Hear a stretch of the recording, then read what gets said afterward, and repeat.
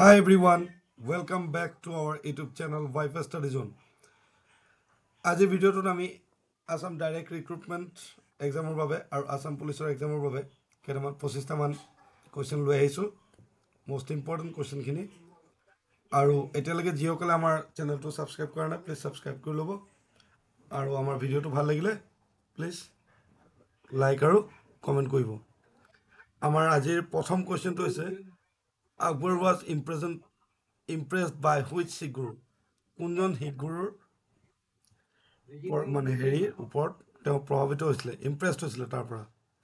গুৰু হৰ ৰায় গুৰু অৰ্জুন দেৱ গুৰু ৰামদাস আৰু গুৰু গোবিন্দ সিং ইয়াৰ শুদ্ধ আনচাৰটো হ'ব গুৰু ৰামদাস 2 নম্বৰ কুৱেশ্যন বিজয় ঘাট in Delhi is associate with home দিল্লীৰ বিজয় ঘাট যিটো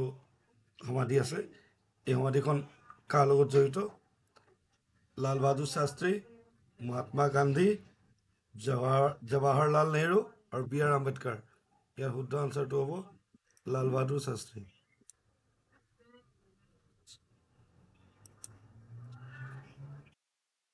next question who root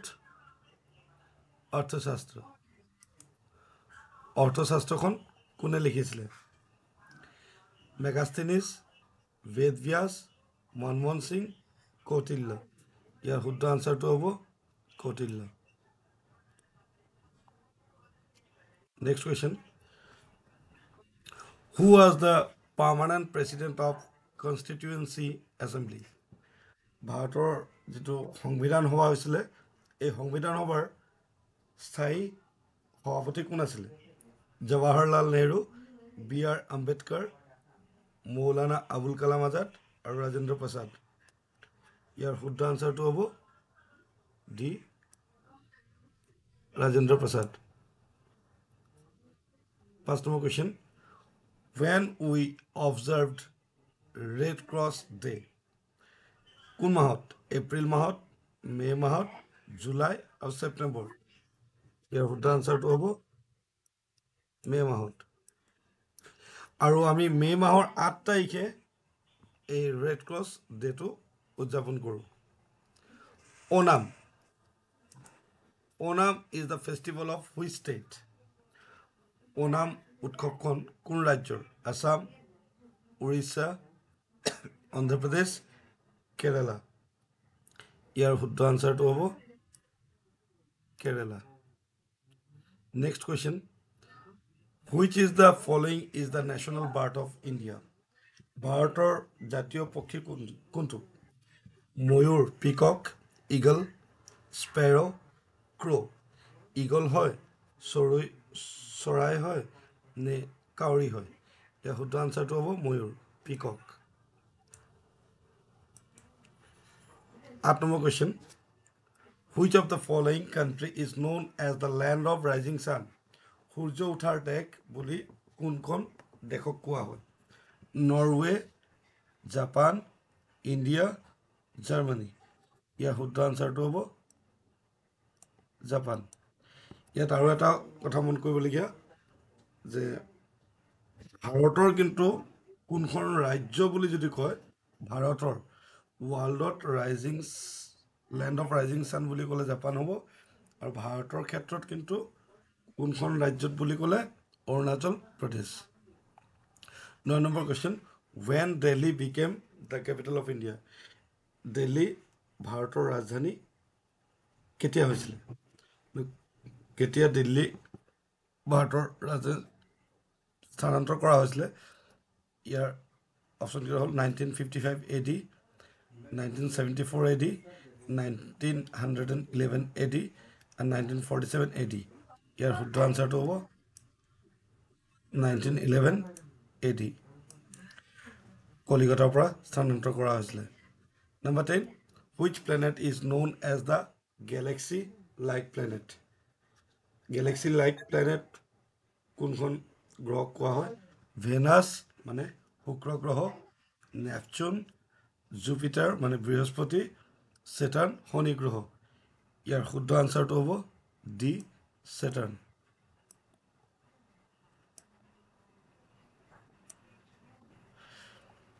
11 question.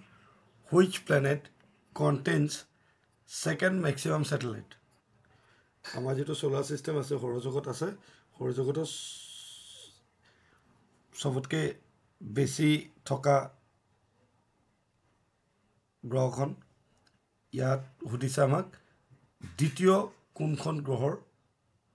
মানে সংখ্যাৰ স্যাটেলাইটৰ সংখ্যাৰ ওপৰত দ্বিতীয় স্থানত কোন গ্ৰহটো আছে ভেনাছ নেপচুন জুপিটাৰ আৰু সেটাৰ্ন ইয়াৰ শুদ্ধ আনসাৰটো হ'ব Jupiter Next question. What is the ratio of Indian national flag? আমাৰ ভাৰতীয় জাতীয় পতাকাখন যেটো দৈৰ্ঘ্য আৰু প্ৰস্থ এই দৈৰ্ঘ্য আৰু প্ৰস্থৰ অনুপাতটো কি হ'ব 2:3 3:2 6:4 2:1 ইয়াৰ শুদ্ধ আনসাৰটো হ'ব B 3:2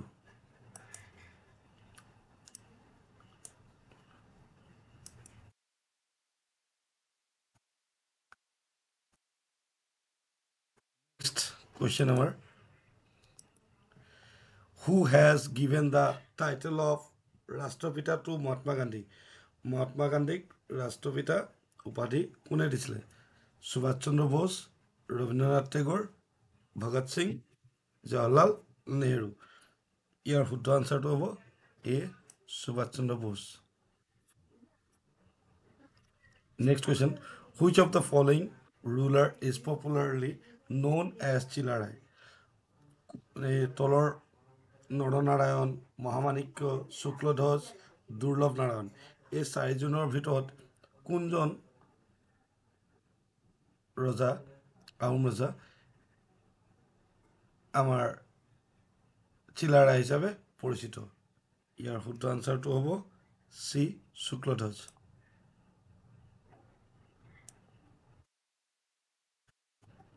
15 number question. Srimanta Shankardev was able to establish Ek Sharan Nam Dharma during which king's rule? Kunjon Rajar Rajotkalat Srimanta Shankardev Bhaskar মানে Ek Sharan Nam ধৰ্মটো আনিছিলে স্থাপিত কৰিছিলে ভাস্কৰ বৰ্মন বিশ্ব সিংহ নৰনাৰায়ণ আৰু চিলাৰাই ইয়াৰ শুদ্ধ আনসাৰটো হ'ব নৰনাৰায়ণৰ ৰাজত্বকালত 16 number. Who was the founder of Chutia? Chutia kingdom কোনে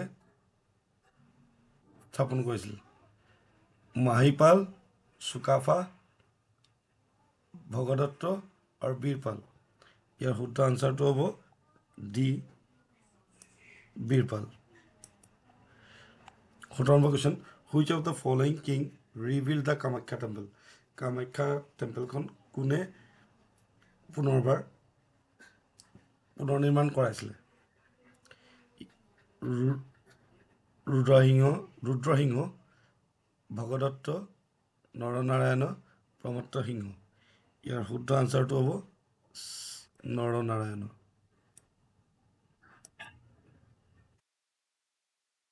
The first conference of Assam Sahitya Sabha was held at Assam সাহিত্য সভাৰ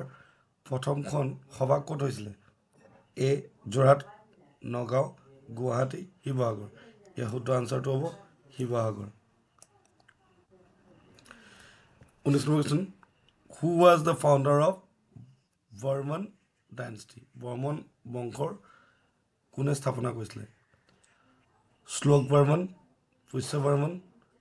মহেন্দ্ৰ বৰ্মন ভাস্কৰ বৰ্মন ইয়াৰ শুদ্ধ আনসাৰটো হ'ব পুষ্য বৰ্মন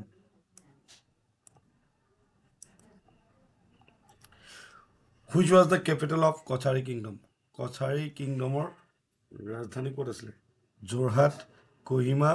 কাৰ্বি আংলং ডিমাপুৰ ইয়াৰ শুদ্ধ আনসাৰটো হ'ব Dimapur 21 number question. Who among the following from Assam joined the Dandi March? Mahatma গান্ধীয়ে যি দাণ্ডি যাত্ৰা আৰম্ভ কৰিছিলে সেইদিনাখন দাণ্ডি যাত্ৰাত অসমৰ পৰা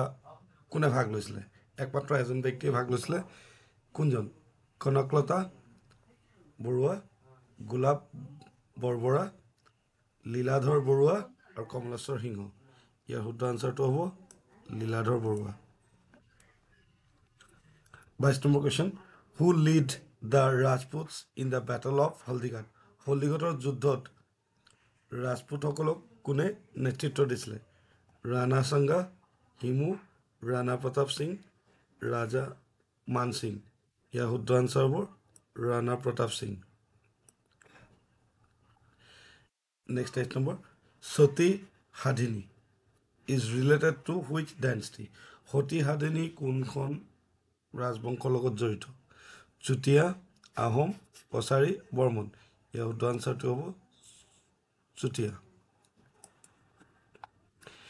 24 number Ibn Battuta the celebrated traveller visited Assam in the মানে ইবন বটুতা এজন প্ৰখ্যাত পৰ্যটক আছিলে তেওঁ অসমত কোন শতাব্দীত আহিছিলে 13শ শতিকাত 13th century